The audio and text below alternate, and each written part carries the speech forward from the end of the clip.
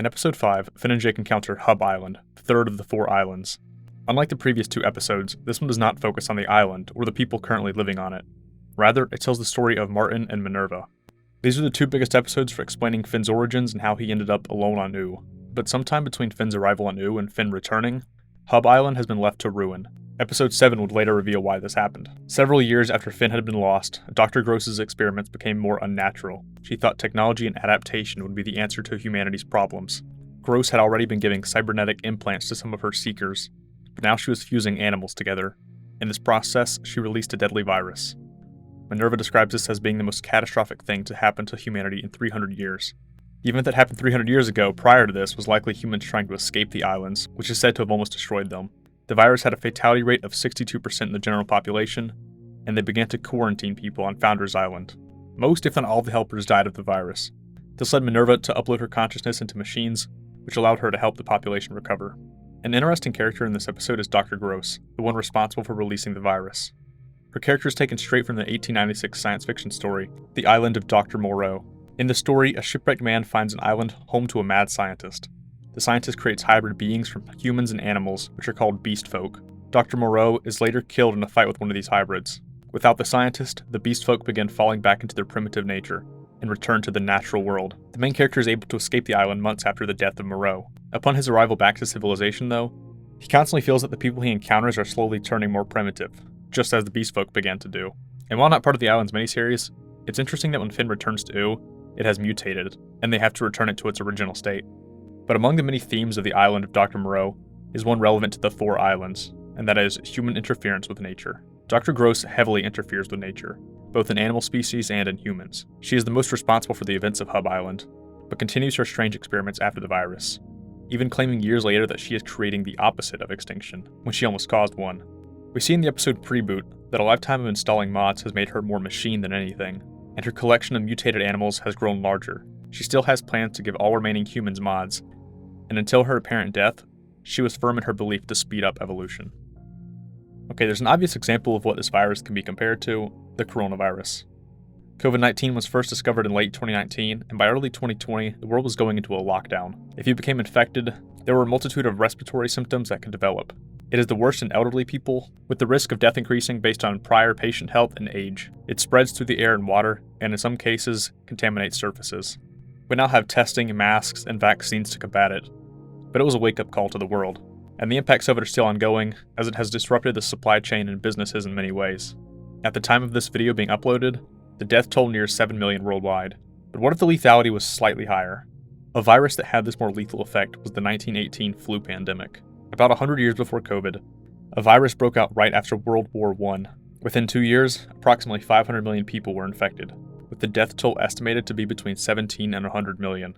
This pandemic only ended when the virus evolved to become much less deadly. But a true extinction event pandemic would be more similar to the Black Death.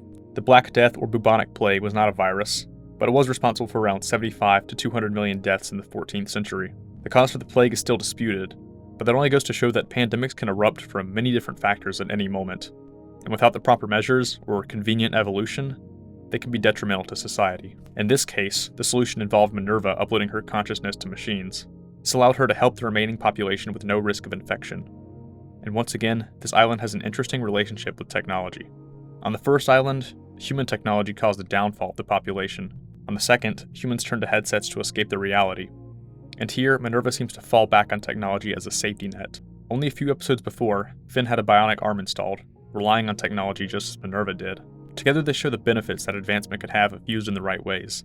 One company that also shows this is MoCo, originally founded on Oo before the war.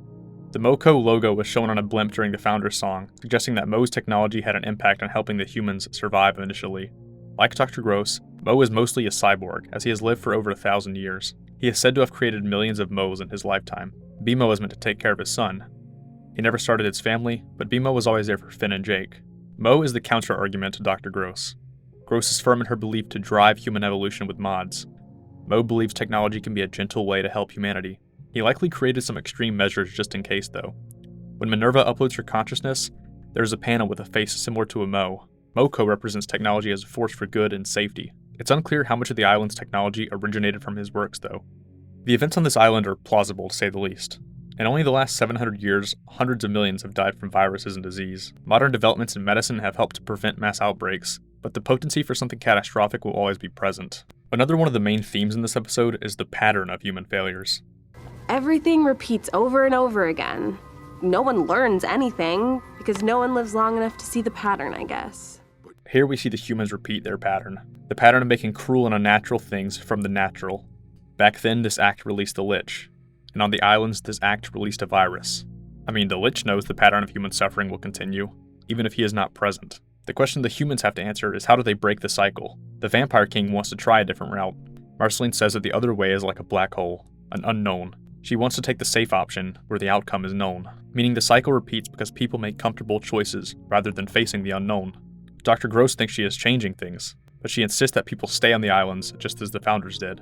Many humans think they are making the right choice or taking the unsafe option, but they simply haven't lived long enough to see the pattern. Even those who have seen the pattern, such as Marceline or Bubblegum, continue to repeat their past actions, leading them back to where they started. If the humans decided to embrace uncertainty, perhaps they could have learned to survive on Ooo, even with the freakish weather events that were coming, but they wanted to be on familiar ground, away from mutants of any sort. But the mutants found them, in the form of Gross's experiments, and in the form of Jake. One of these mutants was their downfall, and the other would later help them. At the end of the episode, Susan reveals they are traveling to Hub Island. She tells Finn that his mom is still alive and living there.